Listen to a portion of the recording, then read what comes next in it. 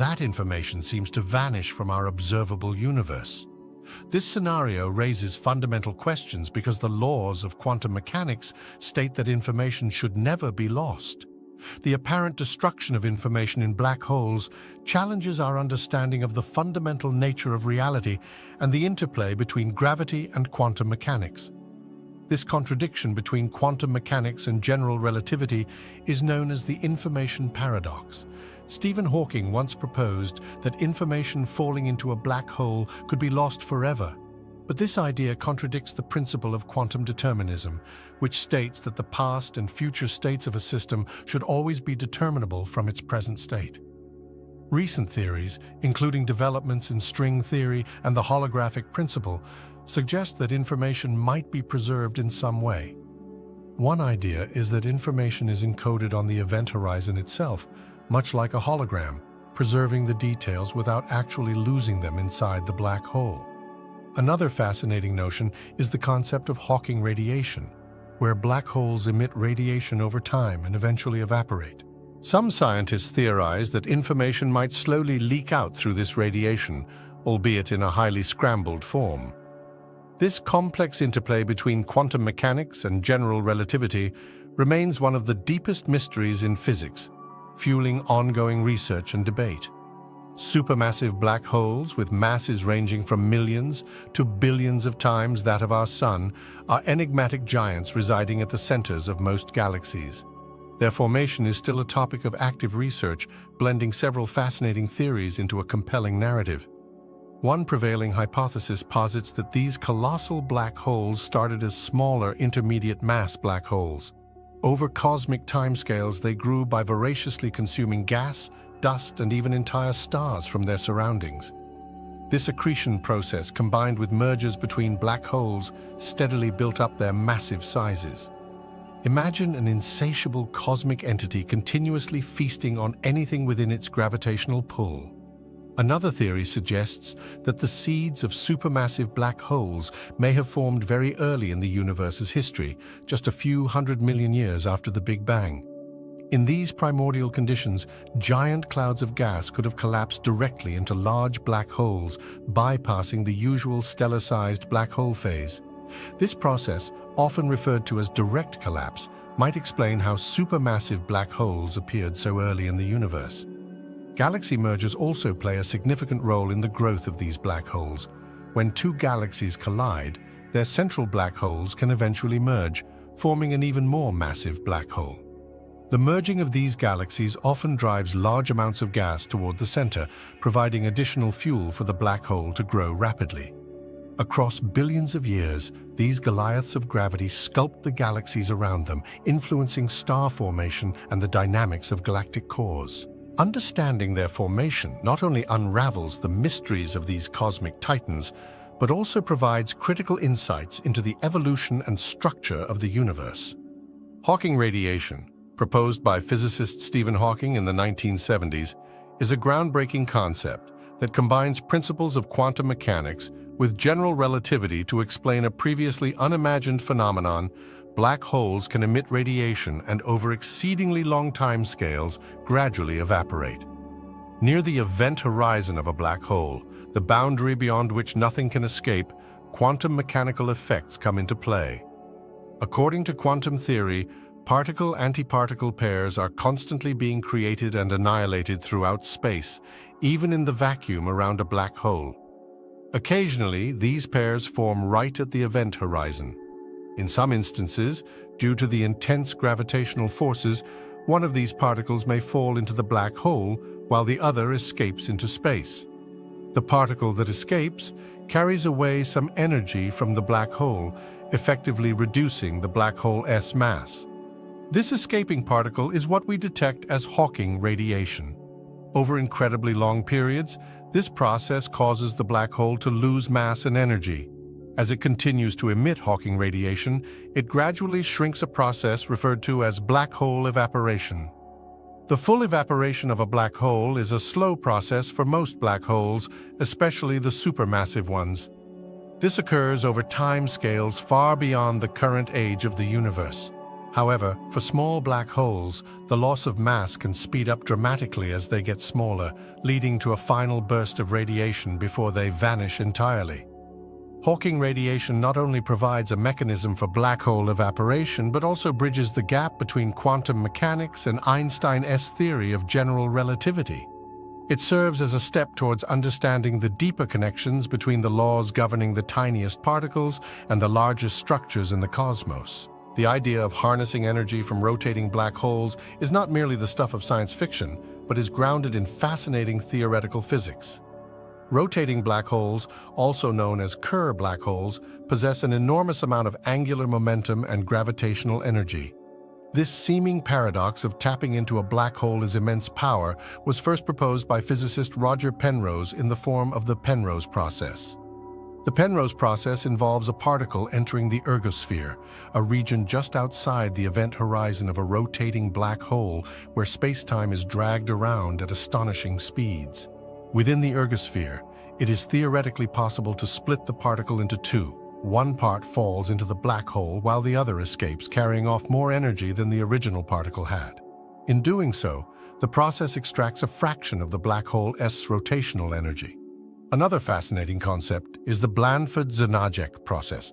This theory suggests that magnetic fields surrounding a black hole could interact with its rotation, channeling energy out in the form of powerful electromagnetic radiation. Jets of high-energy particles, often observed emanating from the regions around supermassive black holes at the centers of galaxies, could be an indication of such energy extraction mechanisms at work.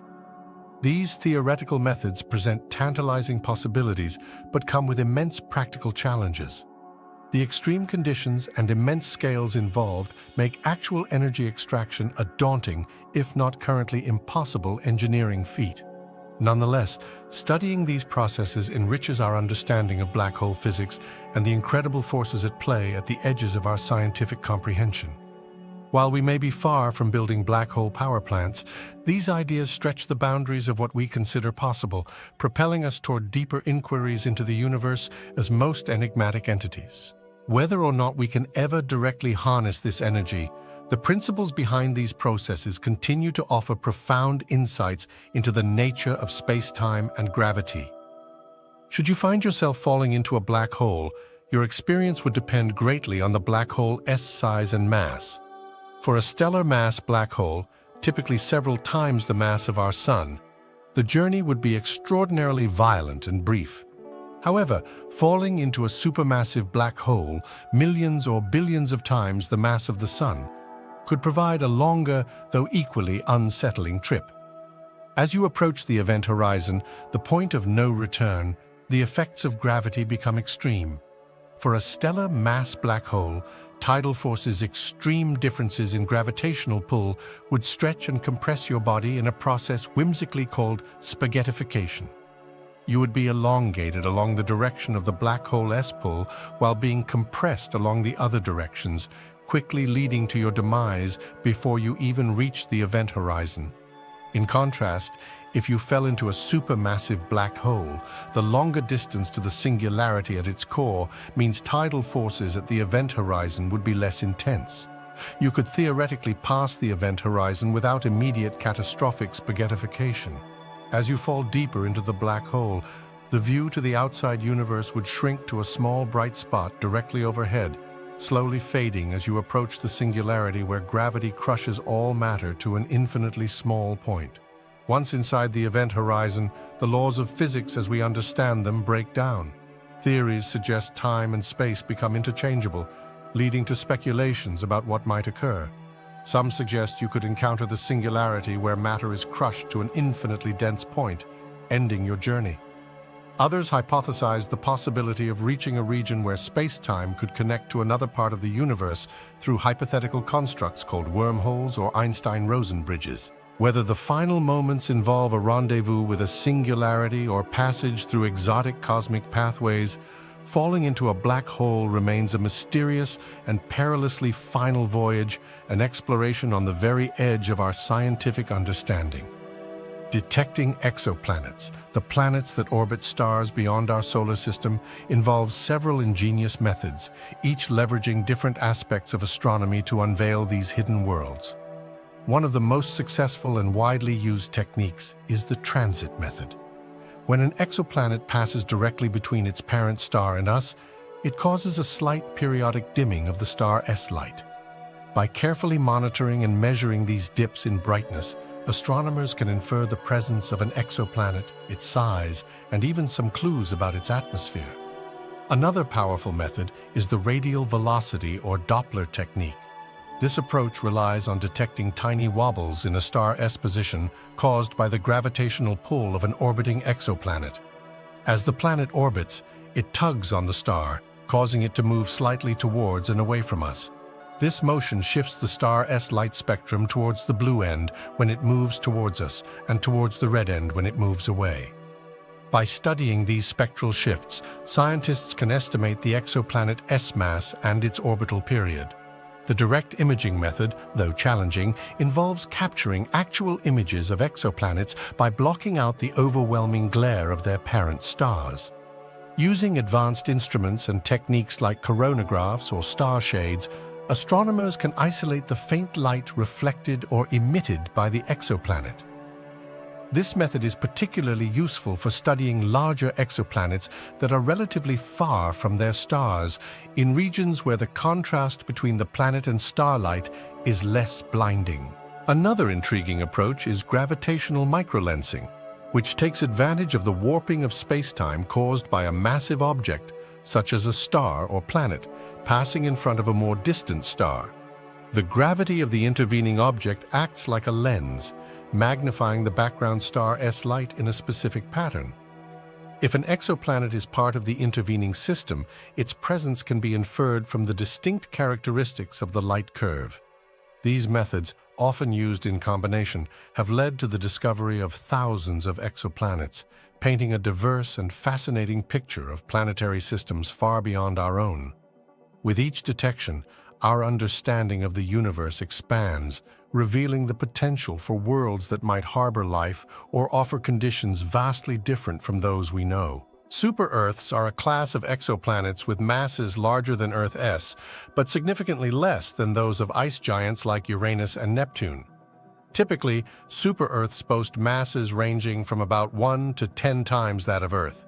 Their unique position in the planetary spectrum has captivated scientists as they offer a window into diverse planetary formation and compositions. One reason super-Earths intrigue scientists is their potential similarity to Earth, which raises questions about their habitability.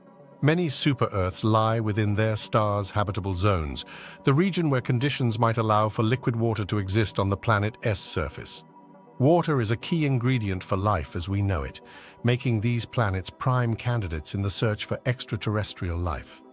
The composition of super-Earths can vary widely, from rocky planets with thin atmospheres to water worlds with deep global oceans.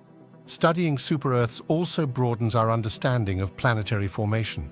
Our solar system lacks planets with masses between Earth and Neptune, so discovering and studying super-Earths in other systems helps fill in gaps in our knowledge. These planets might represent a common step in planetary evolution, providing clues on why certain planetary systems evolve differently. Some super-Earths have intriguing atmospheric compositions, detected by analyzing the starlight that filters through their atmospheres during transits. This spectroscopy can reveal the presence of gases like hydrogen, helium, and potentially even more complex molecules. By studying these atmospheres, scientists hope to learn about the processes shaping these worlds, including volcanic activity, weather patterns, and potential biosignatures. Super-Earths embody a diverse array of worlds, each with the potential to challenge and expand our definitions of habitability and planetary formation. As our detection methods and technologies improve, the study of these planets will undoubtedly yield more surprises, deepening our understanding of the myriad possibilities within our universe. Rogue planets, or nomadic planets, wander through the galaxy unbound by any star. These mysterious worlds, existing in the dark expanse between stars, raise fascinating questions about the potential for life in such isolated environments. While the absence of a parent star presents significant challenges for sustaining life as we know it, certain theoretical scenarios suggest it might not be entirely out of the question. First, let us consider the possibility of subsurface oceans. If a rogue planet retains enough internal heat from its formation or experiences tidal heating from interactions with a large moon, it might possess a subsurface ocean insulated by a thick layer of ice, similar to the icy moons of Jupiter and Saturn in our solar system. Such oceans could potentially harbor microbial life or even more complex organisms, exploiting the energy from hydrothermal vents at the ocean floor. Another intriguing scenario involves thick atmospheres. If a rogue planet has a dense atmosphere rich in hydrogen or other insulating gases, it could trap enough heat to maintain liquid water on its surface or beneath a layer of ice. This atmospheric blanket would act like a giant thermos, retaining geothermal heat and potentially providing conditions suitable for life. This concept of atmospheric insulation expands the possible habitable zones far beyond the confines of starlight. Life may also arise from different biological principles than those on Earth. In the absence of sunlight, alternative energy sources such as chemical energy from the planet's interior might serve as the basis for an entirely different kind of biosphere. Extremophiles on Earth microorganisms that thrive in harsh environments like deep-sea vents and acidic hot springs hint at life's remarkable adaptability to diverse energy sources and conditions. Rogue planets push the boundaries of our understanding of habitability and challenge our perceptions of where life could exist. While the conditions are undoubtedly extreme, the resilience of life on Earth in similarly harsh environments suggests that life on rogue planets, though speculative, remains a tantalizing possibility. As our knowledge and detection techniques advance, these lonely wanderers might one day reveal themselves as harboring the secret to life's adaptability beyond the stellar neighborhoods we are accustomed to. Searching for biosignatures on exoplanets involves using sophisticated techniques and instruments to detect chemical and physical signs of life from light years away. These biosignatures are essentially the indicators of biological processes that can be observed and measured from Earth or orbiting space telescopes. The quest for these telltale signs is one of the most exciting frontiers in modern astronomy and astrobiology. One primary method is the analysis of exoplanetary atmospheres, which can be done during transits when an exoplanet passes in front of its host star. A small fraction of the star's light filters through the planet's atmosphere. By examining this light with tools like spectrometers, scientists can identify the absorption lines corresponding to specific gases. Certain gases, such as oxygen, methane, or ozone in particular concentrations, might indicate biological activity. For instance, on Earth, a combination of oxygen and methane in the atmosphere is mostly produced by life. Another approach involves the study of reflected light from an exoplanet known as direct imaging. Instruments use advanced techniques to block the overwhelming light from the parent star, allowing astronomers to analyze the spectrum of light directly reflected off the planet's surface or atmosphere. Reflected light can reveal various surface materials and atmospheric components. Detection of unusual surface compositions, like chlorophyll-like signatures associated with photosynthesis on Earth, might provide clues about potential life. Additionally, scientists consider the possibility of detecting technosignatures, which are signs of advanced technology. These might include unusually structured light patterns or radio signals akin to those our technology emits. Though the search for technosignatures is more speculative and challenging, the potential discovery of such signals would be a groundbreaking indication of intelligent life elsewhere. Groundbreaking missions like the Kepler Space Telescope and the James Webb Space Telescope, along with upcoming projects, utilize these methods to systematically explore exoplanets' atmospheres and surfaces. As our technological capabilities grow, so does our ability to detect subtle signs of life, pushing us ever closer to answering the age-old question, are we alone in the universe? With each advancement, the dream of discovering life beyond Earth moves from the realm of speculation to the cusp of scientific reality, making the search for biosignatures an exhilarating journey into the unknown. The Fermi paradox is a fascinating puzzle named after physicist Enrico Fermi, who famously asked, "Where is everybody?" This question encapsulates the seeming contradiction between the high probability of extraterrestrial civilizations existing elsewhere in the Milky Way galaxy and the lack of evidence or contact with such civilizations. Given the vast number of stars and potentially habitable planets, Fermi's simple yet profound query continues to perplex scientists and stimulate intriguing hypotheses. One of the central tenets of Fermi's paradox lies in the Drake equation, which estimates the number of active, communicative extraterrestrial civilizations in our galaxy. Factors such as the vast number of stars, many of which have planets in habitable zones, suggest that statistically, intelligent life should be relatively common. Our Milky Way alone contains around 100 billion stars, many of which are orbited by planets that could host life. Yet, despite the seemingly favorable conditions, we have no conclusive evidence of extraterrestrial civilizations. Several theories attempt to explain this paradox. One idea is the possibility of the Great Filter, a hypothetical stage in the evolution of life that is extremely unlikely or difficult to overcome. This filter could be behind us, meaning life rarely evolves to complex organisms or ahead, suggesting advanced civilizations self-destruct before achieving interstellar communication. Either scenario presents sobering implications for our own civilization's future. Another hypothesis is the concept of the zoo hypothesis, where advanced extraterrestrial civilizations deliberately avoid contact with us, observing humanity from afar like animals in a zoo. They might be waiting for us to reach a certain level of technological or ethical maturity before making contact. Others propose that interstellar travel or communication might be inherently difficult or resource-intensive, limiting the spread or detectability of advanced civilizations.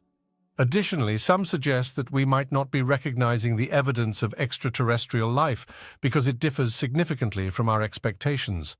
Life forms might be so alien in form and function that we fail to perceive their presence. The Fermi paradox remains a profound and open-ended question, driving both scientific inquiry and speculative thought.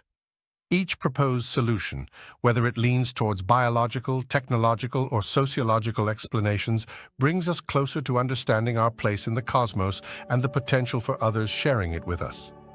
The Great Attractor is a gravitational anomaly in intergalactic space that exerts a powerful pull on the galaxies in its vicinity, including our own Milky Way.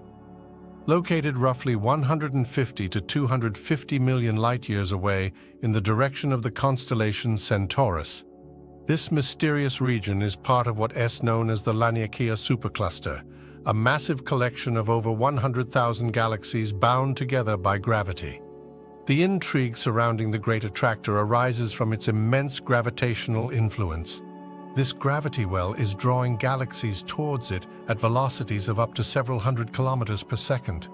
Observations indicate that entire clusters of galaxies are being pulled towards this enigmatic point. Even our local group of galaxies, which includes the Milky Way, is moving towards the Great Attractor at approximately 600 kilometers per second. Determining precisely what constitutes the Great Attractor is challenging because it lies within the zone of avoidance, an area of the sky obscured by the dense plane of our Milky Way galaxy, filled with stars, dust, and gas. This obscuration makes direct observation difficult. However, advanced observational techniques and the use of X-ray astronomy have allowed astronomers to partially peer through this dense foreground. Research suggests that the Great Attractor is likely a major supercluster structure with large concentrations of galaxies, dark matter, and hot gas contributing to its intense gravitational field. One key structure associated with the Great Attractor is the Norma cluster, a massive cluster of galaxies situated near the center of this gravitational anomaly. Nonetheless, the full extent of what comprises the Great Attractor remains an active area of research. Understanding the Great Attractor not only helps us comprehend the motion of galaxies within our local cosmic neighborhood, but also provides insight into the large-scale structure of the universe. This region of space exemplifies the complex gravitational interactions that shape the cosmos, influencing the movement and distribution of galaxies across vast distances. Cosmic voids are vast, relatively empty regions in the universe, devoid of much of the matter that makes up galaxies, stars, and other celestial structures. These voids, some spanning hundreds of millions of light-years across, form an integral part of the large-scale structure of the universe, often described as a cosmic web of filaments and clusters with the voids as the spacious gaps in between. The formation of cosmic voids is closely tied to the evolution of the universe itself. Following the Big Bang, the universe was initially a nearly uniform soup of particles and energy. Over time, slight quantum fluctuations in this primordial matter density grew due to gravitational attraction. Regions with slightly higher densities attracted more matter, forming galaxies and clusters. Meanwhile, less dense regions lost their matter to these denser regions, expanding into the vast voids we observe today. This process, governed by gravity and the expansion of the universe, has been ongoing for billions of years. Inside these cosmic voids, things are not entirely empty. Instead, they contain very low-density gas, some dark matter, and a sparse population of galaxies and galaxy clusters. The average density of galaxies in these voids is significantly lower than in the more densely populated filamentary structures. The galaxies found within voids tend to be smaller, less luminous, and often isolated compared to those in richer regions of the cosmic web. Understanding cosmic voids not only sheds light on the distribution of matter in the universe, but also provides valuable insights into the fundamental processes driving cosmic evolution and the large-scale dynamics of the cosmos. The conditions within cosmic voids lead to unique evolutionary paths for galaxies, making these regions fascinating subjects for studying galaxy formation and evolution distinct from denser cosmic areas. Moreover, cosmic voids offer unique opportunities to study dark energy, the mysterious force driving the accelerated expansion of the universe. These voids, being underdense regions, react more sensitively to dark energy, making them excellent natural laboratories for probing its properties. Although seemingly empty, cosmic voids are rich in information about the universe's formation, the distribution of galaxies, and the enigmatic nature of dark energy. Their study continues to deepen our understanding of the universe's large-scale structure and the forces shaping its evolution. Galaxy filaments are colossal thread-like structures composed of galaxies, gas, and dark matter, forming the backbone of the universe's large-scale structure. These filaments can extend across hundreds of millions of light-years, connecting clusters and superclusters of galaxies into a vast, intricate cosmic web. They are among the largest known structures in the universe and play a fundamental role in its overall architecture. The formation of galaxy filaments began soon after the Big Bang, when slight density fluctuations in the primordial matter distribution acted under gravity's influence, pulling matter together into increasingly complex structures. As gravity continued to pull matter into denser regions, long, thin filaments emerged, linking galaxy clusters and sprawling across the cosmos. Dark matter, though invisible, constitutes the scaffolding around which ordinary visible matter congregates within these filaments. Galaxies follow the dense trails created by dark matter, driven by gravitational forces that funnel matter toward dense nodes where galaxy clusters reside. These nodes can merge to form even larger structures known as superclusters. Interactions within filaments play a critical role in the evolution and formation of galaxies, inducing galaxy mergers and triggering new waves of star formation. Studying galaxy filaments provides essential insights into understanding the large-scale structure of the universe and its composition. By mapping these filaments, astronomers can trace the distribution of dark matter whose gravitational influence shapes these cosmic strands. Examining the properties and dynamics of galaxies within filaments helps scientists explore galactic evolution within different cosmic environments. Galaxy filaments illustrate how cosmic forces orchestrate the distribution of matter on grand scales, leading to the rich tapestry of galaxy clusters, superclusters, and voids that define our cosmos. These filaments reveal the intricate dance of matter and gravity that continues to shape the cosmic landscape. Galactic superclusters are among the most massive and monumental structures in the universe, comprising tens of thousands of galaxies stretched across hundreds of millions of light-years. Their formation and evolution are a testament to gravity's power over grand cosmic timescales, from the earliest moments following the Big Bang to the present day. The journey of supercluster formation begins with tiny density fluctuations in the primordial matter distribution of the early universe. These fluctuations, remnants of quantum variances from the earliest moments of the Big Bang, were slightly denser regions of matter spread throughout the otherwise uniform universe. Under gravity's influence, these denser regions began to attract more matter, slowly evolving into larger structures over billions of years. As these structures grew, they formed dense knots of matter known as galaxy clusters, interconnected by somewhat less dense thread-like structures called galaxy filaments. Clusters and filaments subjected to the persistent gravitational pull of these dense regions first formed groups and then larger associations. Over time, multiple clusters merged into more significant formations, resulting in the extensive superclusters we observe today. The evolution of galactic superclusters involves complex dynamic processes. Galaxy clusters within superclusters continue to move under mutual gravitational attraction, occasionally colliding and merging to form even more massive and denser clusters. These interactions can spur new waves of star formation, alter the shapes and properties of galaxies, and drive the growth of supermassive black holes at the centers of galaxies. The ongoing expansion of the universe influences the evolution of superclusters, with some structures becoming more isolated as the space between them stretches. Today, we map these vast structures using tools like large-scale galaxy surveys, providing a 3D view of the universe and revealing the intricate web of clusters, filaments, and voids. Superclusters like the Virgo supercluster, which includes our own Milky Way, and the massive Laniakea supercluster highlight the grand scale of cosmic architecture.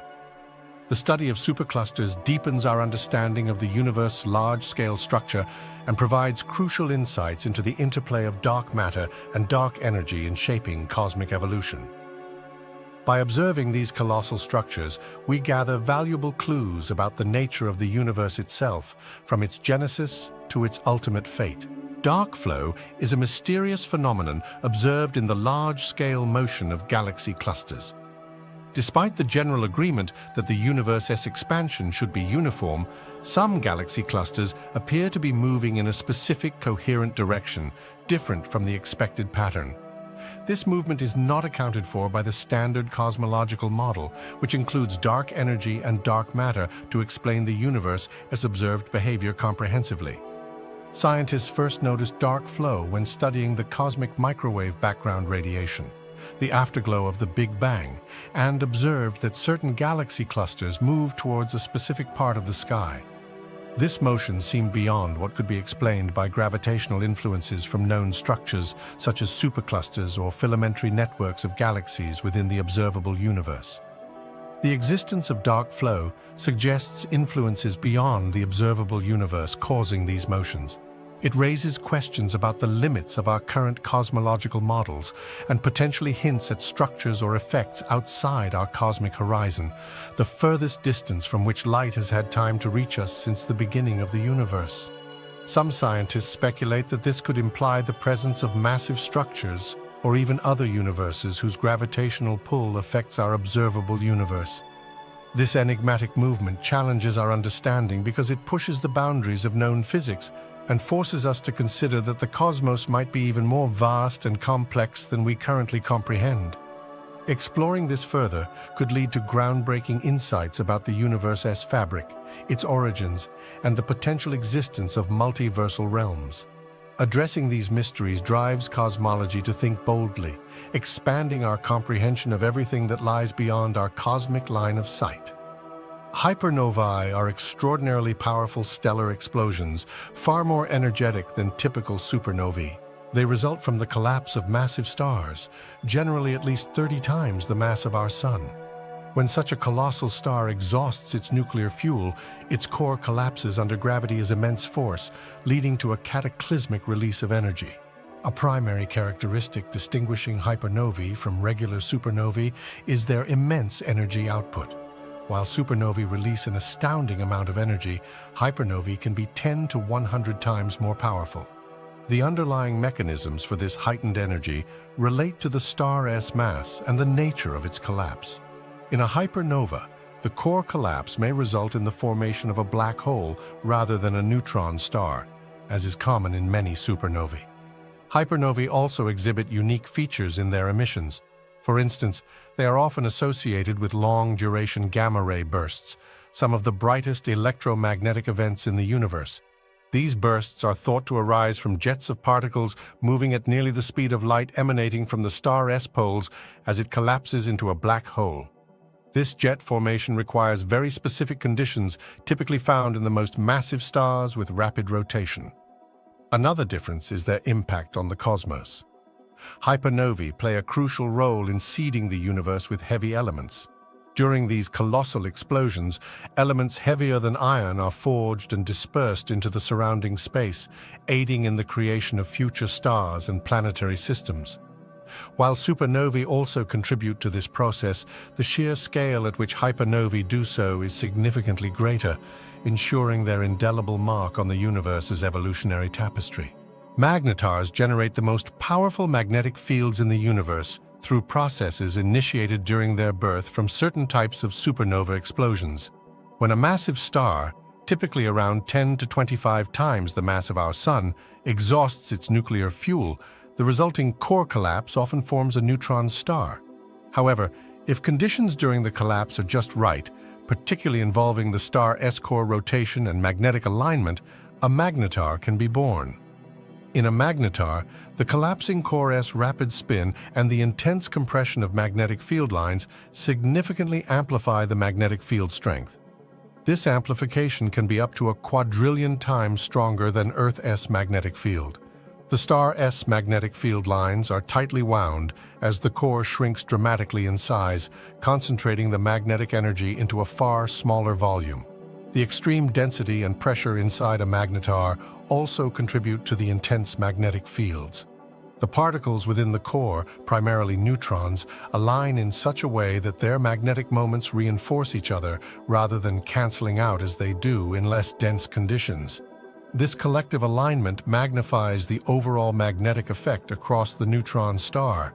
Magnetars are distinguished by their highly unstable magnetic fields, which can cause dramatic and violent effects on their surfaces. These magnetic instabilities lead to star quakes and the release of enormous bursts of X-rays and gamma rays. These bursts are so powerful that they can affect satellites and even Earth's atmosphere, despite happening thousands or even millions of light years away. These cataclysmic energies and magnetic forces ensure that magnetars stand as some of the universe's most extraordinary and enigmatic objects. Fast radio bursts, FRBs, are brief, intense flashes of radio waves that originate from far beyond our galaxy. These bursts last only milliseconds, but release an immense amount of energy, comparable to what our Sun emits over several days.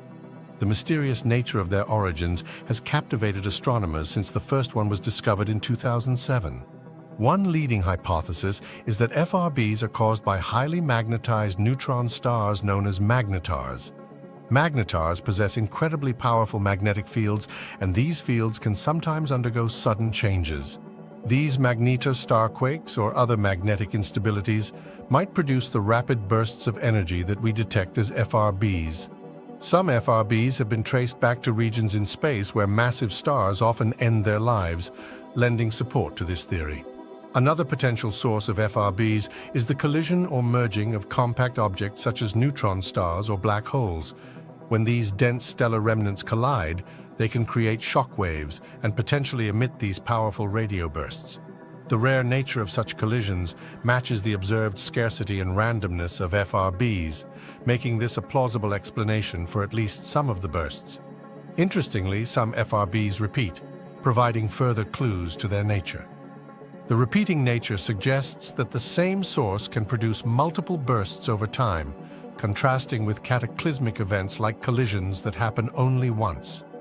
This observation has led to theories involving objects with continuous emissions, like rotating neutron stars in binary systems or interactions between a magnetar and its surrounding environment.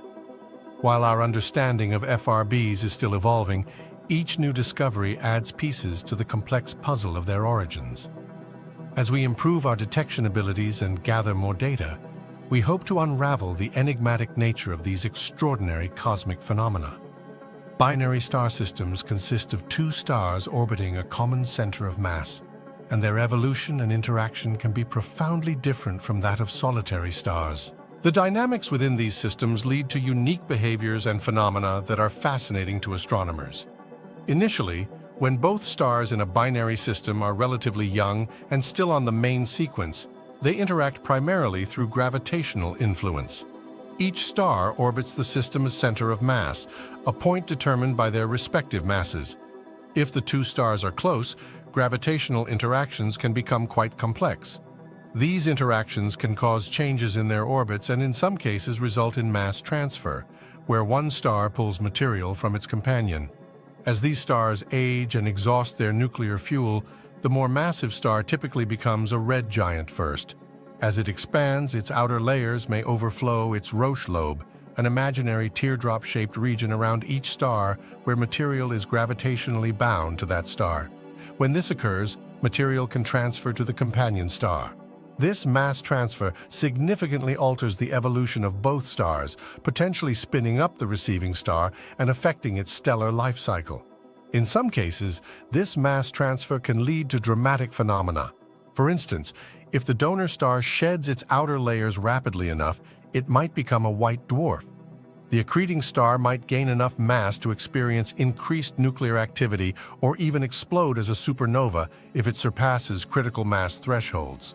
Additionally, if the stars in the binary system are close enough, they might eventually merge, leading to further stellar cataclysms and potentially forming a new single massive star or a neutron star.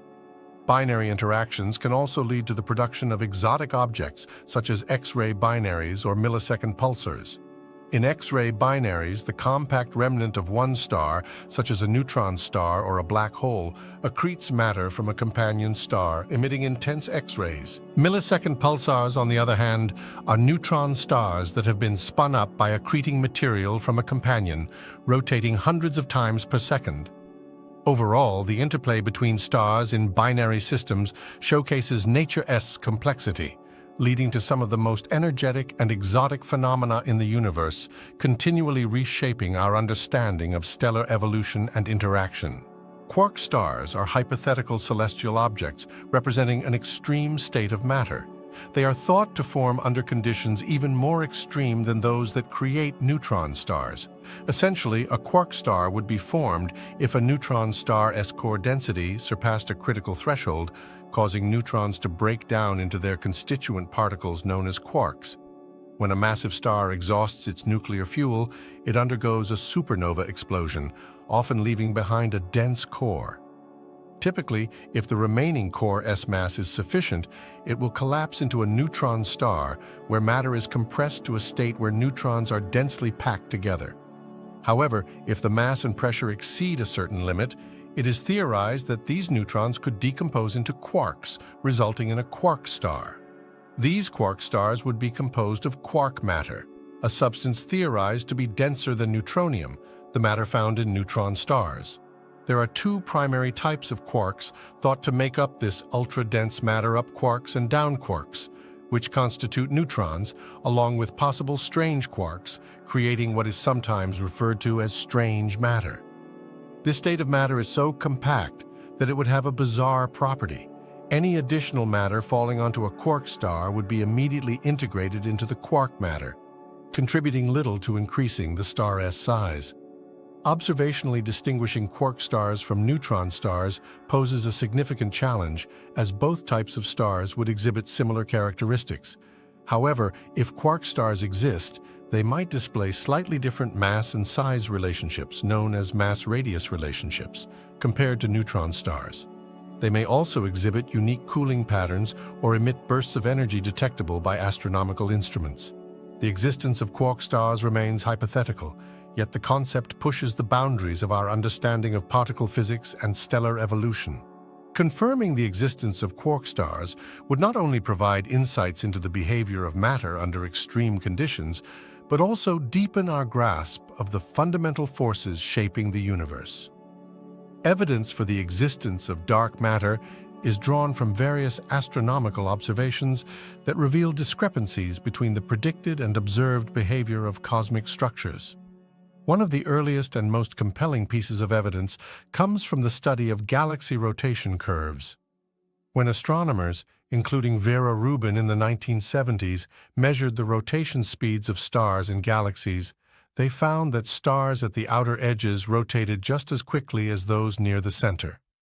According to Newtonian mechanics, the stars further from the center should rotate more slowly unless there is additional unseen mass providing gravitational pull. This suggests the presence of an unseen or dark matter component. Another significant source of evidence comes from gravitational lensing, where light from distant galaxies is bent around massive objects like galaxy clusters. The degree of bending observed cannot be accounted for solely by the visible matter in these clusters. Instead, it indicates that there is much more mass present, exerting the gravitational forces necessary to curve the light to the extent observed. The cosmic microwave background radiation, the afterglow of the Big Bang, also provides clues. Measurements taken by satellites such as the Wilkinson Microwave Anisotropy Probe and the Planck spacecraft reveal subtle temperature fluctuations in this ancient radiation. By analyzing these fluctuations and the distribution of galaxies in the universe, cosmologists can infer the total amount of matter and energy. The results indicate that only about 1/6 of this matter is the regular baryonic matter we can see, and interact with the rest is dark matter. Finally, observations of galaxy cluster movements offer additional evidence. One famous example is the Bullet Cluster, where two galaxy clusters collided. The collision separated the dark matter from the normal matter, producing distinct gravitational effects observable through gravitational lensing. The visible matter, predominantly gas, slowed down and collided, whereas the dark matter continued largely unimpeded. This separation provided a clear picture of dark matter's presence and its different physical properties compared to normal matter. All these observations collectively build a strong case for dark matter's existence. Despite being invisible and not interacting with electromagnetic forces, dark matter's gravitational influence is critical in shaping the structure and evolution of the universe. Its detection remains one of the most exciting frontiers in modern astrophysics and cosmology, with experiments ongoing both in space and on Earth to directly detect dark matter particles. Dark energy is a mysterious and pervasive force believed to be responsible for the accelerating expansion of the universe. Discovered in the late 1990s through observations of distant type Ia supernovae, dark energy is thought to make up about 2/3 of the total energy density of the universe. Its properties and behavior remain among the biggest questions in cosmology. One way to conceptualize dark energy is through a term in Einstein's equations of general relativity known as the cosmological constant, often symbolized by the Greek letter lambda. This constant can be thought of as an inherent energy of empty space, which exerts a repulsive force counteracting the gravitational pull of matter. As the universe expands, more space is created, and with it more dark energy. This amplifies the repulsive effect, leading to an accelerating expansion. Another perspective is that dark energy could be a dynamic field similar to, but distinct from, gravity, dubbed quintessence. Unlike the static energy of the cosmological constant, quintessence would evolve over time, changing the rate at which the universe expands. This viewpoint allows for more complex models and could potentially explain the observed variations in the acceleration rate more flexibly. Dark energy-S effects are not immediately noticeable on small scales, such as within galaxies or even galaxy clusters where gravitational forces dominate. However, on the cosmic scale, its influence becomes profound. The accelerated expansion was confirmed through various means, including the study of the cosmic microwave background radiation and large-scale galaxy surveys, which show that galaxies are moving away from each other more rapidly over time. Current and future observational projects like the Euclid satellite mission and the Vera C. Rubin Observatory aim to map the distribution of galaxies and measure the expansion rate of the universe with unprecedented precision. By examining the large-scale structure of the cosmos and the behavior of dark energy over time, scientists hope to uncover its nature, potentially leading to groundbreaking discoveries that could reshape our understanding of physics and the universe. The intriguing possibility that dark matter might be composed of primordial black holes has garnered considerable interest among scientists. Primordial black holes are hypothetical objects that could have formed in the very early universe shortly after the Big Bang due to high-density fluctuations. Unlike typical black holes, which form from the collapse of massive stars, primordial black holes could be much smaller and represent an entirely different origin of dark matter. One point in favor of this hypothesis is that primordial black holes naturally exhibit many characteristics expected of dark matter. They are massive and do not emit light, fitting the profile of the elusive dark matter that influences the gravitational dynamics of galaxies and galaxy clusters. However, several constraints challenge this theory. Observations of gravitational lensing, where light from distant stars and galaxies is bent by a massive object, have not detected the expected number of lensing events that primordial black holes would cause if they were present in sufficient quantities to account for all dark matter. This places a significant limitation on their possible abundance and distribution. Additionally, primordial black holes of intermediate mass ranges might emit detectable levels of Hawking radiation or could lead to specific observable effects, such as interactions with stars and gas clouds, which we have not witnessed. Constraints from cosmic microwave background radiation also indicate that the contribution of primordial black holes to the total dark matter content must be small. Despite these challenges, the idea has not been entirely ruled out. Recent developments in astrophysics and gravitational wave astronomy, particularly those from the LIGO and Virgo collaborations detecting mergers of black holes, have revived interest in the possibility of primordial black holes. Some of these mergers involve black holes of masses and frequencies that might be consistent with primordial origins. Ongoing and future observational efforts aim to explore various mass ranges and properties of primordial black holes more comprehensively. While we continue to seek direct evidence for dark matter particles and alternative explanations, the primordial black hole hypothesis remains an intriguing possibility that could, if proven, offer revolutionary insights into both dark matter and the formation of the early universe. Weakly interacting massive particles. WIMPs are among the leading candidates to explain the elusive nature of dark matter. These hypothetical particles are thought to have significant mass and interact only through the weak nuclear force and gravity, making them extraordinarily difficult to detect. The concept of WIMPs emerges naturally from extensions to the standard model of particle physics, such as supersymmetry, which posits the existence of heavier counterparts to known particles. One of these potential particles could be a WIMP, possessing the right properties to account for the observed effects of dark matter on the cosmic scale. One key reason WIMPs are considered viable dark matter candidates is the so-called WIMP miracle. When scientists calculate how WIMPs would have behaved in the early universe, they find that particles with the right mass and weak interaction properties would have naturally resulted in an abundance consistent with the observed density of dark matter today. This elegant coincidence strengthens the case for WIMPs as dark matter constituents. Detecting WIMPs directly involves several experimental approaches. Direct detection experiments, such as those conducted with large underground detectors filled with supercooled noble gases like xenon or argon, aim to spot the rare interactions between WIMPs and atomic nuclei. These interactions would produce tiny signals of light or heat, which researchers analyze to determine if they match the expected profile of WIMP interactions. Indirect detection methods focus on looking for the byproducts of WIMP annihilations or decays. If WIMPs exist, they could occasionally collide and annihilate each other, producing detectable particles like gamma rays, neutrinos, or other standard particles. These signals could be observed by space-based or ground-based telescopes. Another approach involves searching for anomalies in cosmic radiation that could hint at WIMP interactions. When particles collide, they might annihilate each other and produce gamma rays, neutrinos, or other particles detectable by instruments like the Fermi Gamma Ray Space Telescope. Particle accelerators, such as the Large Hadron Collider, seek to create WIMPs by colliding protons at extremely high energies. Scientists examine the debris from these collisions to spot missing energy or momentum signatures indicative of WIMPs.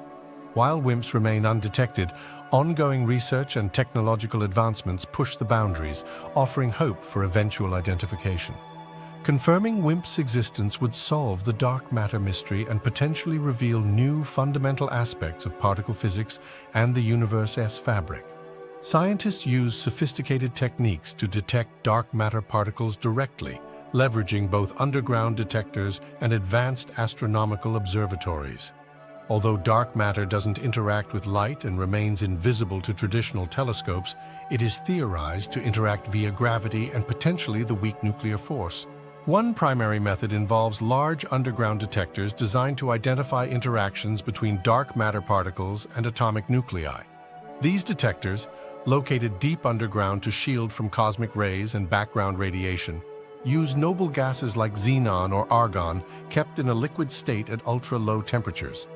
When a dark matter particle interacts with the nucleus of an atom within the detector, it produces tiny flashes of light or minute amounts of heat. Despite the infrequency of these interactions, ultra-sensitive photodetectors and thermal sensors capture these rare events. Experiments such as Xenon in Italy and Lux Zeppelin in the United States exemplify this approach, employing enormous tanks of liquid xenon monitored for potential interactions. Another technique focuses on indirect detection methods, looking for byproducts of dark matter interactions in space, such as gamma rays, neutrinos, or electron-positron pairs that could be generated if dark matter particles annihilate each other or decay. Instruments like the Fermi Gamma Ray Space Telescope observe regions like galaxy centers, where dark matter density is high, searching for unexpected particle excesses. Particle accelerators offer another avenue for potential dark matter detection. By smashing protons together at extremely high energies, as done at the Large Hadron Collider in Switzerland, physicists attempt to recreate conditions similar to those following the Big Bang. The goal is to produce dark matter particles inferred from missing energy and momentum in collision events. This indirect signature suggests the creation of particles that do not interact like those in the Standard Model, potentially indicating dark matter. Hence, scientists employ an array of cutting-edge technologies and methodologies, pushing detection boundaries. While direct evidence of dark matter remains elusive, these innovative and complementary approaches significantly narrow down the possibilities, bringing us closer to uncovering one of the universe's greatest mysteries. Ultra-high-energy cosmic rays are particles, primarily protons or heavier atomic nuclei, that travel through space at nearly the speed of light and possess energy far exceeding typical cosmic rays. These particles can have energies millions of times greater than those produced in man-made particle accelerators, making them some of the most energetic particles in the universe. The precise origins of ultra-high-energy cosmic rays remain one of the great mysteries in astrophysics. However, several potential sources are thought to be responsible for their extraordinary energies. One hypothesis involves active galactic nuclei, which are supermassive black holes at the centers of distant galaxies. These AGNs are surrounded by vast accretion disks of gas and dust, which, when falling into the black hole, can get accelerated to incredible speeds, generating powerful jets capable of propelling particles to extreme energies. Another potential source could be gamma-ray bursts, among the most energetic events observed in the universe. These bursts occur when massive stars collapse into black holes or when binary neutron stars collide. The intense explosion releases enormous amounts of energy in a short time, potentially accelerating particles to ultra-high energies. Supernova remnants within our galaxy are also considered potential contributors, particularly those involving very massive stars. The shock waves generated by supernova explosions can accelerate particles to high energies through a process known as Fermi acceleration. While supernovae are well-established sources of lower-energy cosmic rays, it is possible that, under the right conditions, they could also produce ultra-high-energy cosmic rays. Additionally, interactions between cosmic rays and interstellar or intergalactic magnetic fields can also play a role in accelerating particles. These magnetic fields can bend and twist particle trajectories, amplifying their energies over vast distances through a process known as diffusive shock acceleration. Detecting and studying ultra-high energy cosmic rays involve ground-based observatories like the Pierre Auger Observatory in Argentina and the Telescope Array project in Utah. These observatories use extensive arrays of detectors spread over large areas to capture and analyze the secondary particle showers produced when ultra-high energy cosmic rays collide with molecules in Earth's atmosphere. By studying the patterns, isotopes, and energy spectra of these cosmic ray impacts, scientists hope to unravel the origins and acceleration mechanisms of these extraordinarily energetic particles. As we gather more data, the secrets of ultra-high energy cosmic rays slowly reveal themselves, potentially offering new insights into some of the most violent processes in the cosmos.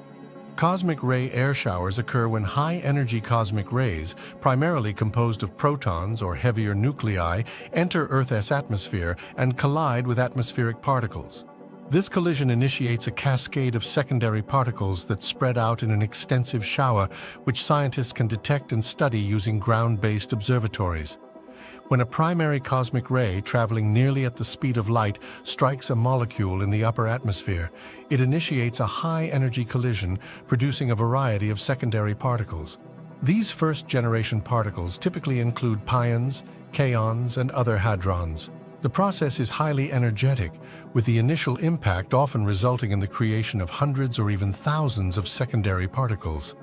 As these secondary particles travel further into the atmosphere, they collide with additional molecules, generating even more particles.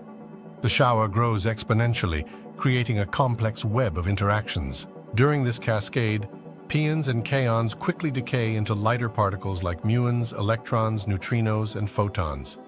Photon interactions can lead to pair production, where a photon converts into an electron and its antimatter counterpart, the positron.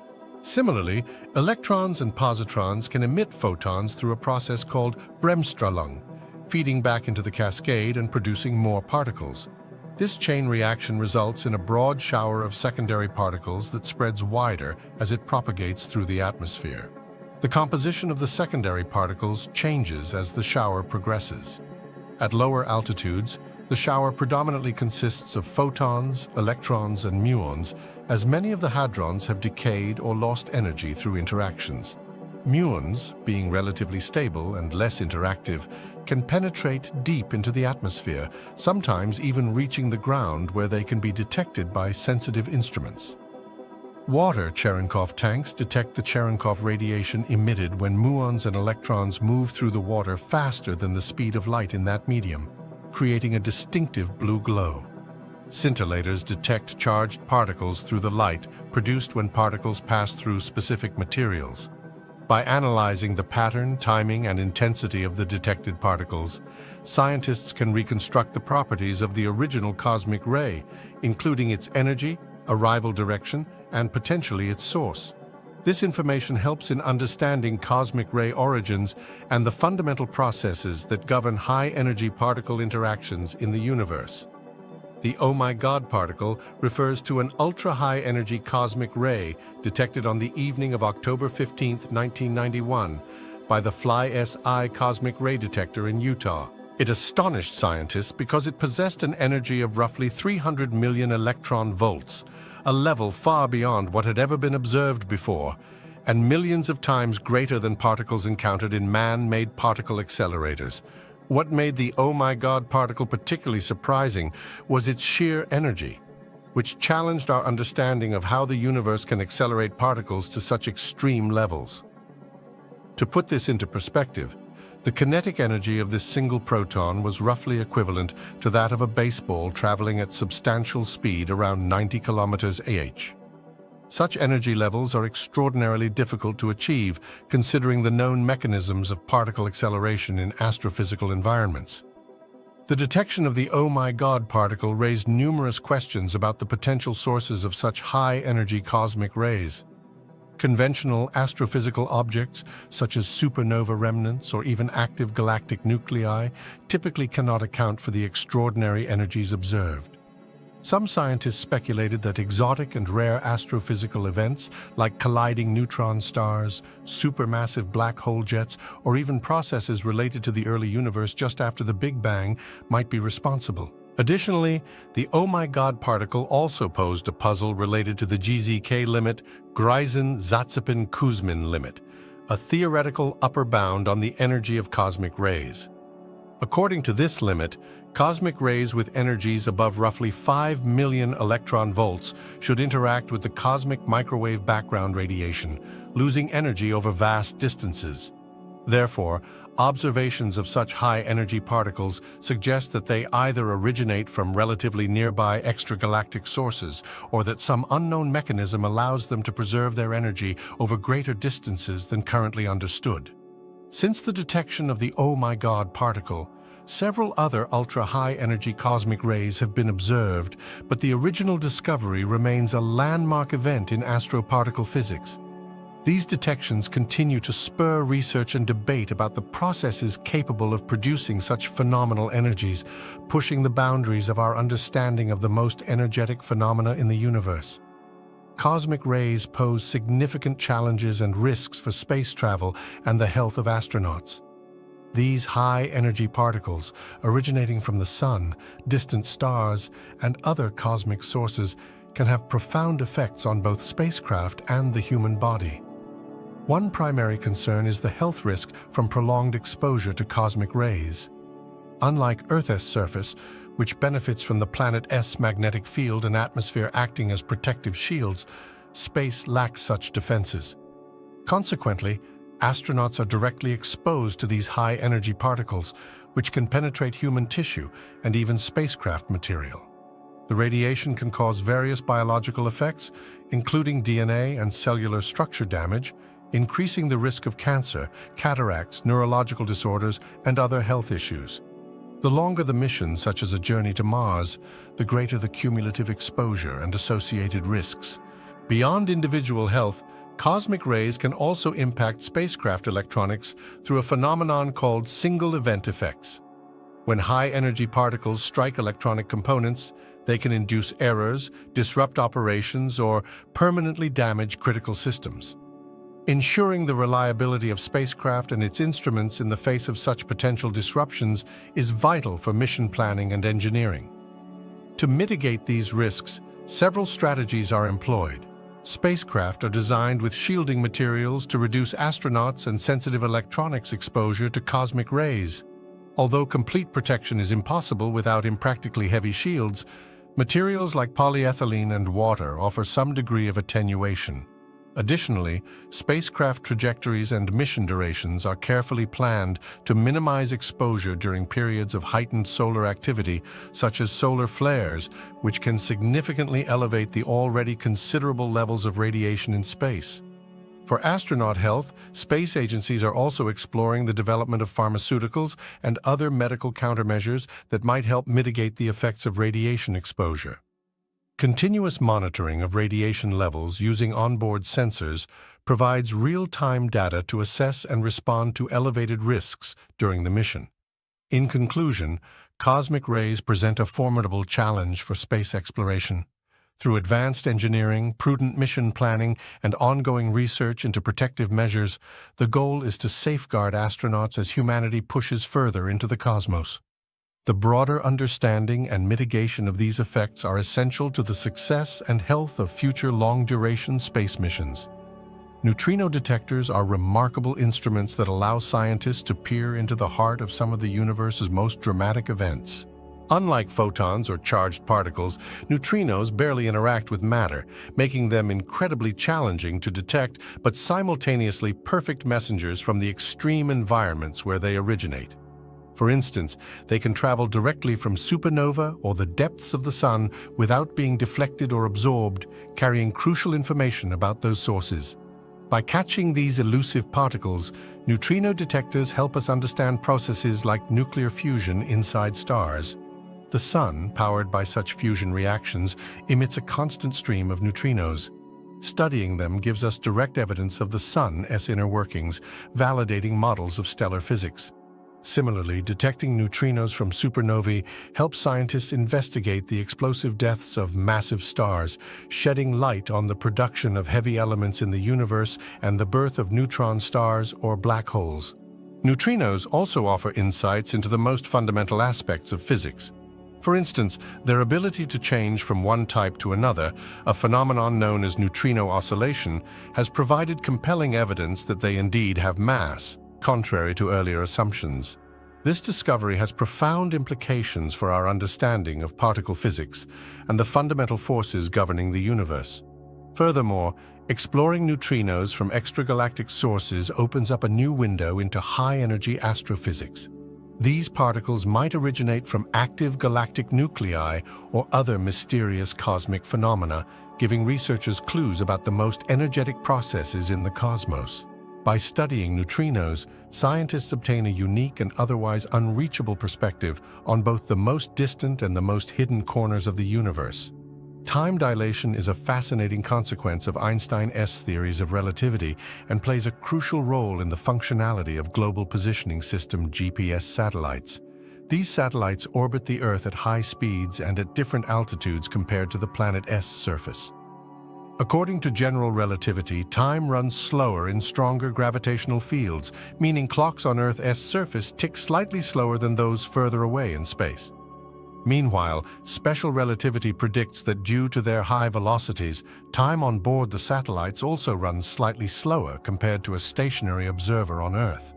For the GPS to work accurately, the clocks on these satellites must synchronize precisely with clocks on Earth.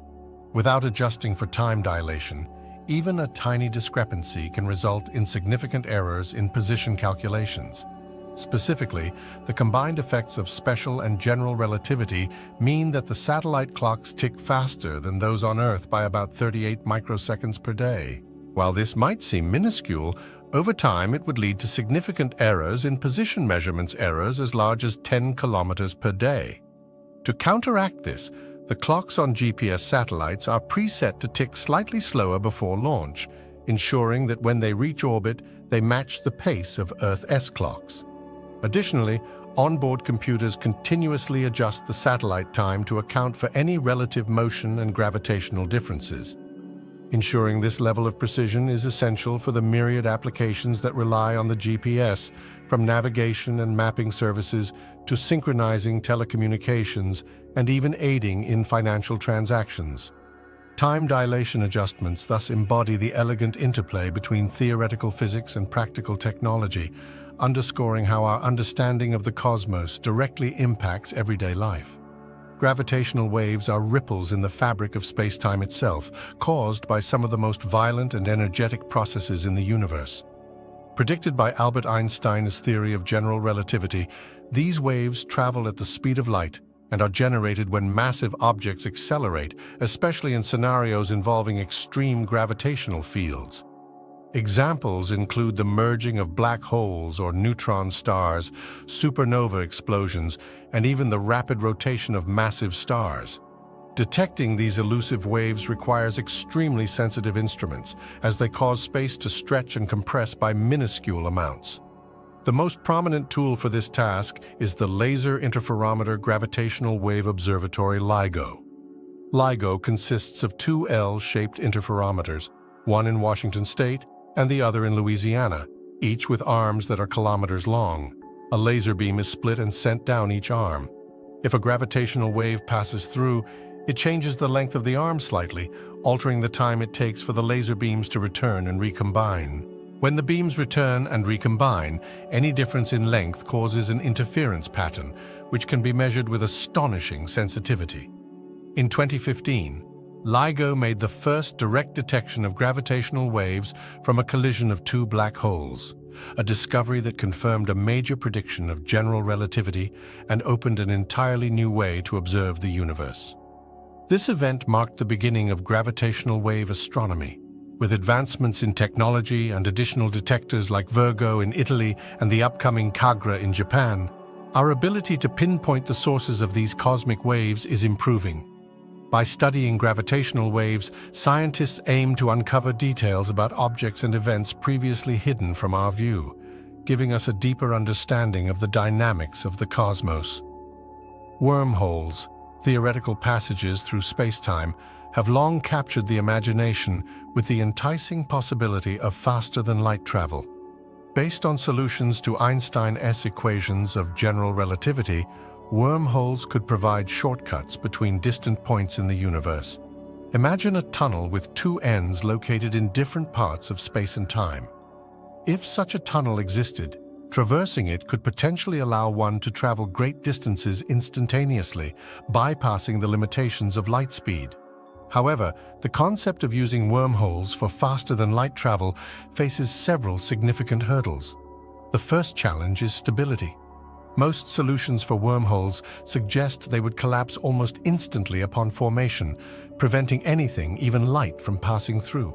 To keep a wormhole open and traversable, some form of exotic matter with negative energy density would be required. Such matter would counteract the natural tendency of the wormhole to pinch off. But creating or sustaining this exotic matter is beyond our current technological and scientific capability. Even if we could stabilize a wormhole, there are questions about their traversability and safety. The intense gravitational forces near the throat of a wormhole could potentially stretch and compress anything trying to pass through it, a process often referred to as spaghettification. Furthermore, solutions involving wormholes sometimes imply the existence of causality paradoxes, like the possibility of time travel, which introduces a host of theoretical and practical complications. While wormholes remain a fascinating idea in theoretical physics and a staple of science fiction, actual evidence for their existence or our ability to use them for travel remains elusive. As of now, they are rich arenas for thought experiments and underline the profound complexities of space-time, but they are far from providing a practical solution for faster-than-light travel. Nonetheless, studying wormholes continues to push the boundaries of our understanding, challenging scientists to think beyond the limits of known physics. Frame dragging, also known as the lens-thirring effect, is a fascinating phenomenon that occurs near rotating massive objects. According to Einstein's theory of general relativity, mass and energy warp space-time, creating the gravitational effects we observe. However, when an object rotates, it does more than just warp space-time, it also drags it along with its rotation. Imagine space-time as a viscous fluid and a rotating object, like a star or black hole, as a stirrer. As the object spins, it twists the space-time around it. This effect is most pronounced near extremely massive and rapidly rotating bodies, such as neutron stars and black holes. The closer one gets to these objects, the stronger the frame dragging effect becomes. Detecting frame dragging is incredibly challenging because its effects are subtle and require sensitive instrumentation. One of the most compelling confirmations of this phenomenon came from NASA's Gravity Probe B mission, launched in 2004. The spacecraft carried ultra-precise gyroscopes intended to measure the tiny angle changes caused by Earth's rotation dragging space-time around it. After years of data analysis, the results confirmed the presence of frame dragging, albeit on a very small scale. Frame dragging has significant implications for our understanding of the cosmos. Around rotating black holes, for instance, this effect could influence the paths of particles and light, shaping the structure and dynamics of accretion disks and jets emitted by these enigmatic objects. By studying frame dragging, scientists not only test and refine our understanding of general relativity, but also gather crucial insights into the complex behaviors near some of the most extreme environments in the universe. The twin paradox is a thought experiment that vividly demonstrates time dilation, a concept rooted in Einstein's theory of special relativity. In this scenario, imagine two identical twins. One remains on Earth, while the other embarks on a journey through space at a velocity close to the speed of light. According to special relativity, the twin traveling at high speed experiences time more slowly compared to the twin who stays behind. Here is how the paradox unfolds. The traveling twin sets off on a journey to a distant star at near light speed and then returns to Earth. Upon reuniting with the earthbound twin, the traveling twin finds less time has passed for them than for their sibling who remained on Earth. While the earthbound twin may have aged, say, 10 years, The traveling twin might have aged only a fraction of that time, depending on the exact speed and duration of the journey. This discrepancy arises because, per special relativity, moving clocks run slower when observed from a stationary frame of reference. The term paradox emerges because it initially seems counterintuitive. One might wonder if each twin could consider the other as moving. Why wouldn't they both experience time dilation equally? The resolution lies in the fact that the traveling twin undergoes acceleration and deceleration during their journey, breaking the symmetry of the situation.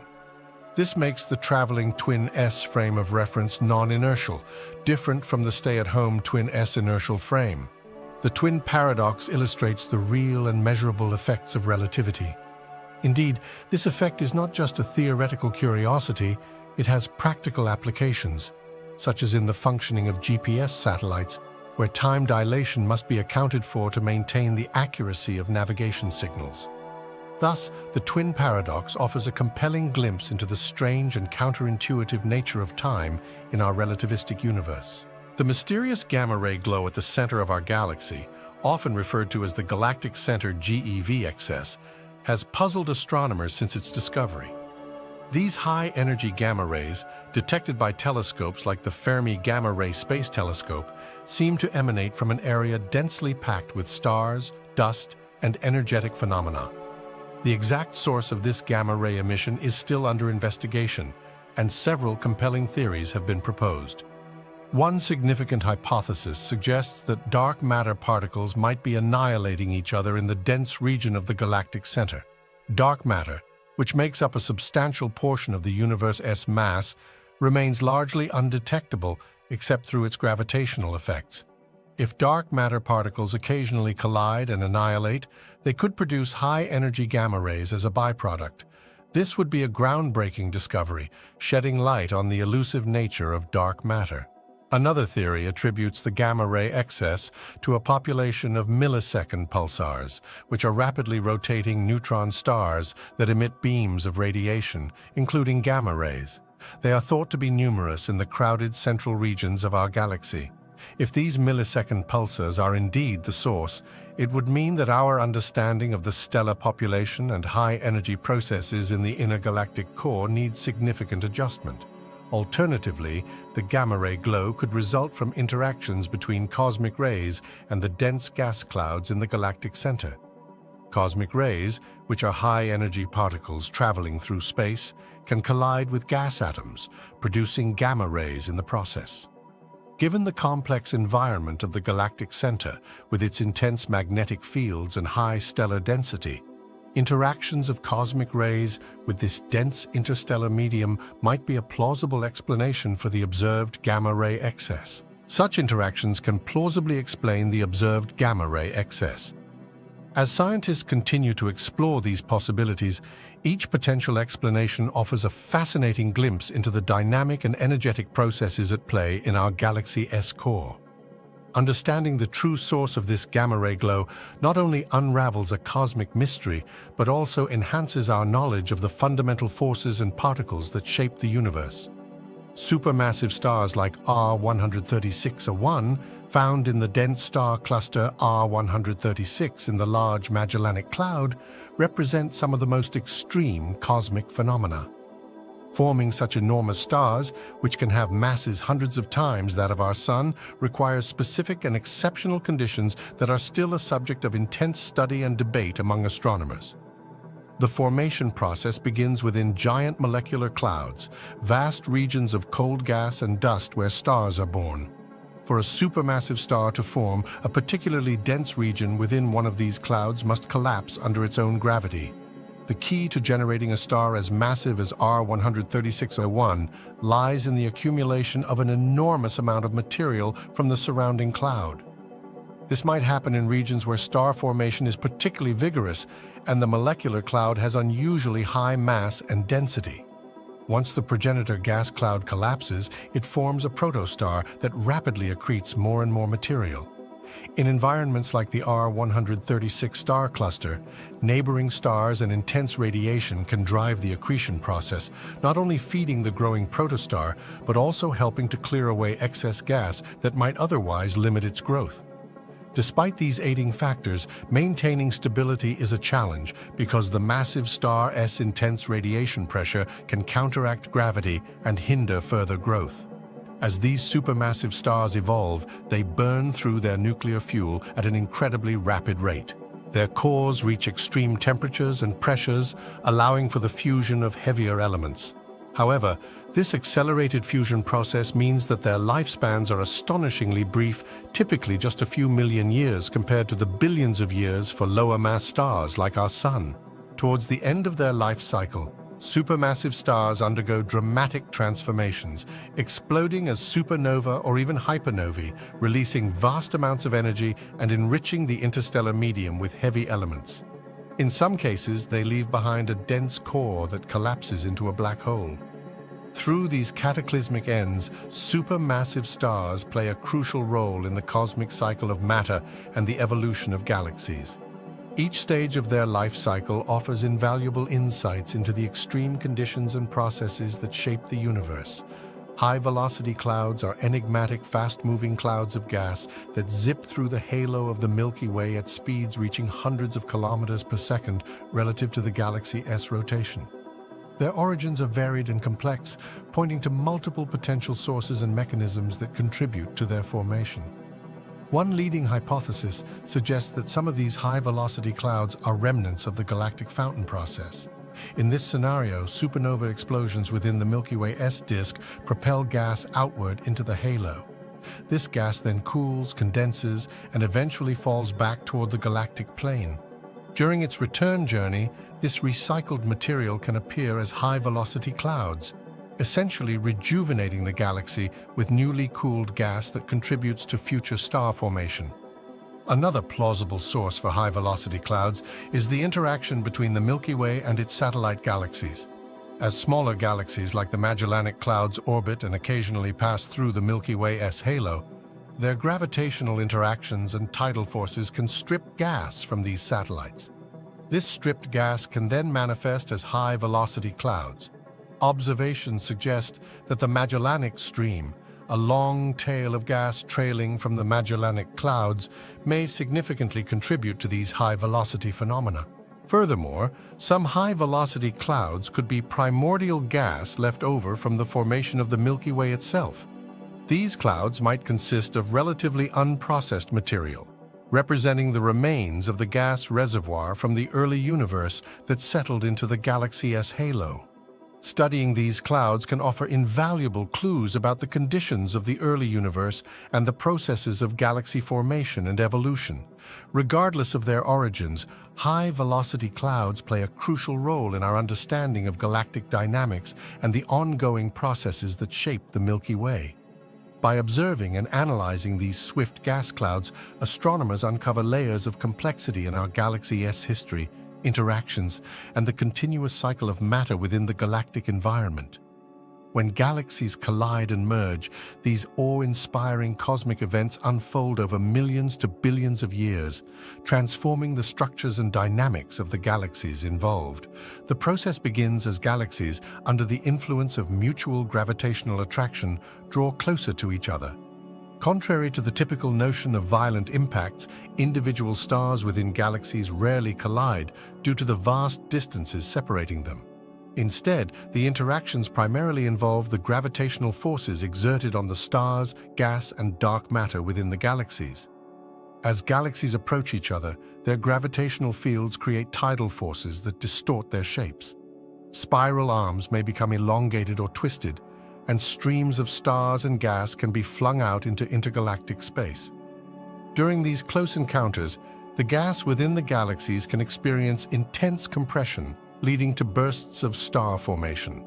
Astronomers call these episodes starbursts, which can produce new stars at rates much higher than usual. Eventually, the galaxies pass through each other, but gravity pulls them back together, causing them to engage in several additional encounters and passes. These interactions dissipate their relative kinetic energy, causing them to coalesce into a single larger galaxy. Over time, the merging process leads to the mixing and settling of the various components. The initially chaotic motions of stars smooth out, often transforming the progenitors' morphologies. For instance, the merger of two spiral galaxies typically results in an elliptical galaxy characterized by random stellar orbits and a more spheroidal shape. Galactic mergers are fundamental processes in the hierarchical model of cosmic structure formation. They are instrumental in forming larger galaxies from smaller ones, a process known as hierarchical clustering. The evidence of past mergers is abundant in observations of galaxies, highlighting their importance in the evolution of cosmic structures. These interactions could explain the observed gamma-ray excess. As scientists delve deeper into these possibilities, each potential explanation provides fascinating insights into the dynamic and energetic processes occurring in our galaxy's core. Determining the true source of this gamma-ray glow not only unravels a cosmic mystery, but also enhances our understanding of the fundamental forces and particles shaping the universe. Supermassive stars like R136a1, located in the dense star cluster R136 in the Large Magellanic Cloud, are among the most extreme cosmic phenomena. Forming such enormous stars, which can have masses hundreds of times that of our Sun, requires specific and exceptional conditions, still a subject of intense study and debate among astronomers. The formation process begins within giant molecular clouds, vast regions of cold gas and dust where stars are born. For a supermassive star to form, a particularly dense region within one of these clouds must collapse under its gravity. The key to forming a star as massive as R136a1 lies in the accumulation of an enormous amount of material from the surrounding cloud. This might occur in regions where star formation is particularly vigorous and the molecular cloud has unusually high mass and density. Once the progenitor gas cloud collapses, it forms a protostar that rapidly accretes more and more material. In environments like the R136 star cluster, neighboring stars and intense radiation can drive the accretion process, feeding the growing protostar and helping to clear away excess gas that might otherwise limit its growth. Despite these aiding factors, maintaining stability is challenging because the massive star's intense radiation pressure can counteract gravity and hinder further growth. As these supermassive stars evolve, they burn through their nuclear fuel at an incredibly rapid rate. Their cores reach extreme temperatures and pressures, allowing for the fusion of heavier elements. However, this accelerated fusion process means their lifespans are astonishingly brief, typically just a few million years compared to the billions of years for lower-mass stars like our Sun. Towards the end of their life cycle, supermassive stars undergo dramatic transformations, exploding as supernovae or even hypernovae, releasing vast amounts of energy and enriching the interstellar medium with heavy elements. In some cases, they leave behind a dense core that collapses into a black hole. Through these cataclysmic ends, supermassive stars play a crucial role in the cosmic cycle of matter and the evolution of galaxies. Each stage of their life cycle offers invaluable insights into the extreme conditions and processes that shape the universe. High-velocity clouds are mysterious, fast-moving gas clouds that zip through the halo of the Milky Way at speeds reaching hundreds of kilometers per second relative to the galaxy's rotation. Their origins are varied and complex, pointing to multiple potential sources and mechanisms contributing to their formation. One leading hypothesis suggests that some of these high-velocity clouds are remnants of the galactic fountain process. In this scenario, supernova explosions within the Milky Way's disk propel gas outward into the halo. This gas then cools, condenses, and eventually falls back toward the galactic plane. During its return journey, this recycled material can appear as high-velocity clouds, rejuvenating the galaxy with newly cooled gas that contributes to future star formation. Another plausible source for high-velocity clouds is the interaction between the Milky Way and its satellite galaxies. As smaller galaxies like the Magellanic Clouds orbit and occasionally pass through the Milky Way's halo, their gravitational interactions and tidal forces can strip gas from these satellites. This stripped gas can then manifest as high-velocity clouds. Observations suggest that the Magellanic Stream, a long tail of gas trailing from the Magellanic Clouds, may significantly contribute to these high-velocity phenomena. Furthermore, some high-velocity clouds could be primordial gas left over from the formation of the Milky Way itself. These clouds might consist of relatively unprocessed material, representing the remains of the gas reservoir from the early universe that settled into the galaxy's halo. Studying these clouds can offer invaluable clues about the conditions of the early universe and the processes of galaxy formation and evolution. Regardless of their origins, high-velocity clouds play a crucial role in our understanding of galactic dynamics and the ongoing processes that shape the Milky Way. By observing and analyzing these swift gas clouds, astronomers uncover layers of complexity in our galaxy's history, interactions, and the continuous cycle of matter within the galactic environment. When galaxies collide and merge, these awe-inspiring cosmic events unfold over millions to billions of years, transforming the structures and dynamics of the galaxies involved. The process begins as galaxies, under the influence of mutual gravitational attraction, draw closer to each other. Contrary to the typical notion of violent impacts, individual stars within galaxies rarely collide due to the vast distances separating them. Instead, the interactions primarily involve the gravitational forces exerted on the stars, gas, and dark matter within the galaxies. As galaxies approach each other, their gravitational fields create tidal forces that distort their shapes. Spiral arms may become elongated or twisted, and streams of stars and gas can be flung out into intergalactic space. During these close encounters, the gas within the galaxies can experience intense compression, leading to bursts of star formation. Astronomers call these episodes starbursts, which can produce new stars at rates much higher than usual. Eventually, the galaxies pass through each other, but gravity pulls them back together, causing them to engage in several additional encounters and passes. These interactions dissipate their relative kinetic energy, causing them to coalesce into a single larger galaxy. Over time, the merging process leads to the mixing and settling of the various components.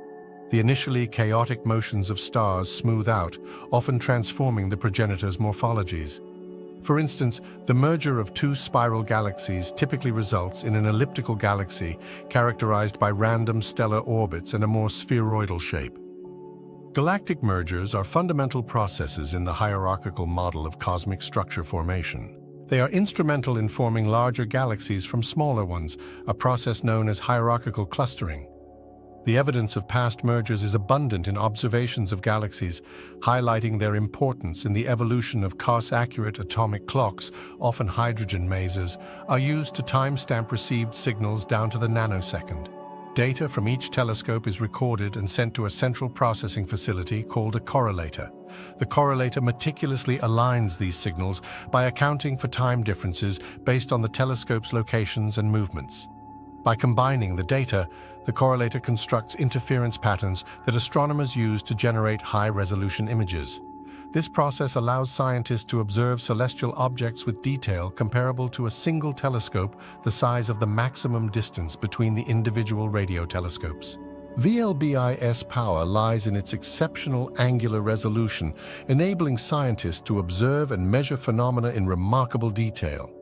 This technique has been instrumental in numerous groundbreaking discoveries, such as imaging the event horizon of a black hole for the first time with the Event Horizon Telescope, a global VLBI network.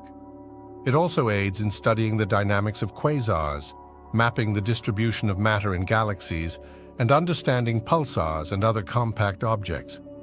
By overcoming the limitations of individual radio telescopes, VLBI exemplifies human ingenuity and astronomical observation, providing unparalleled insights into the universe's most distant and enigmatic objects.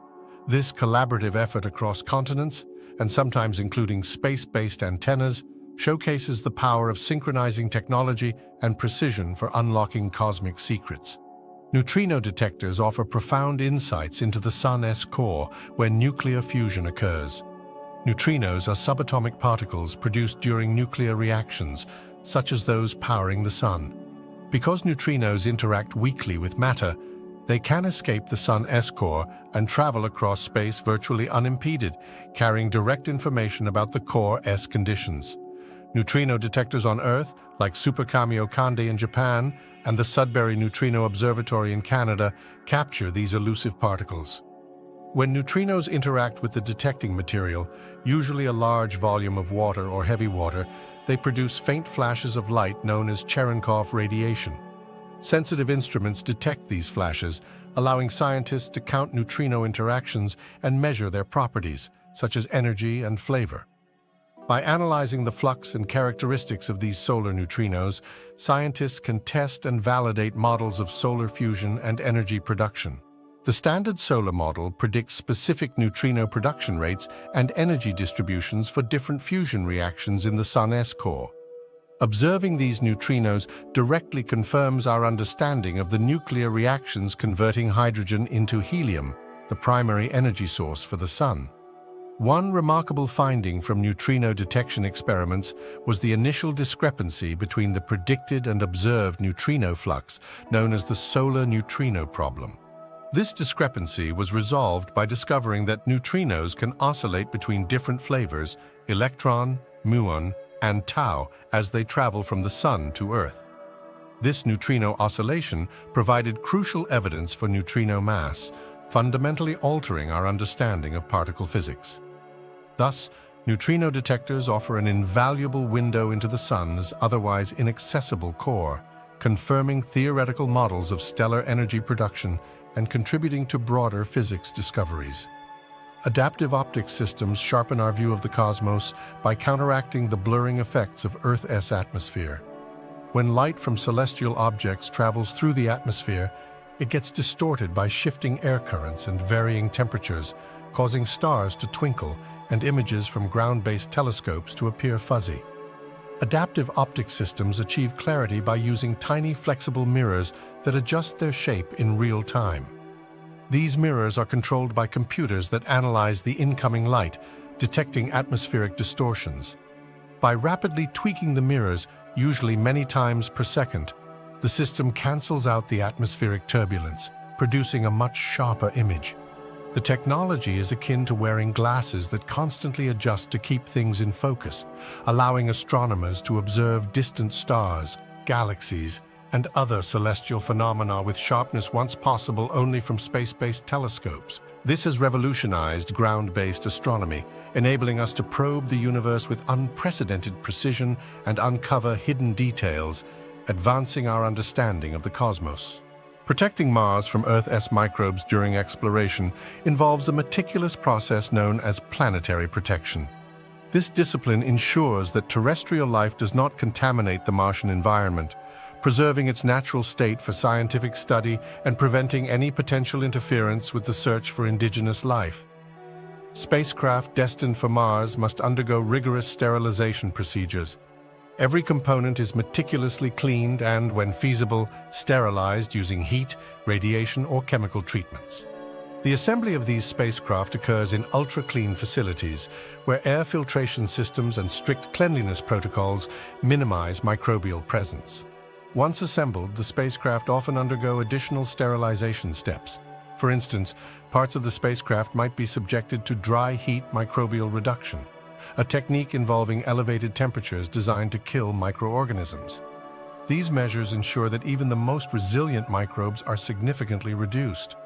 Additionally, scientists monitor and catalog microbial burdens on spacecraft using sensitive detection techniques to assess contaminant levels.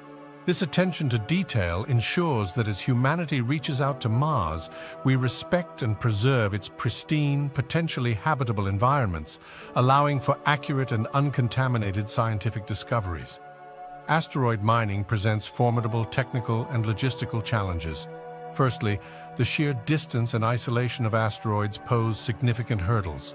Reaching these celestial bodies requires spacecraft capable of enduring long-duration missions through the harsh environment of space, navigating to a moving target many millions of miles away. Once an asteroid is reached, another challenge arises: extremely low gravity. Operating machinery in such an environment is unlike anything on Earth, requiring anchors or specialized thrusters to keep equipment in place. The machinery itself must function reliably in the vacuum of space, where extreme temperatures and radiation are persistent issues. There is also the question of material processing and transportation. Extracted resources must be processed in situ or transported back to Earth or another location. Developing systems that can efficiently and safely handle this, potentially automated and without constant human oversight, is daunting. Additionally,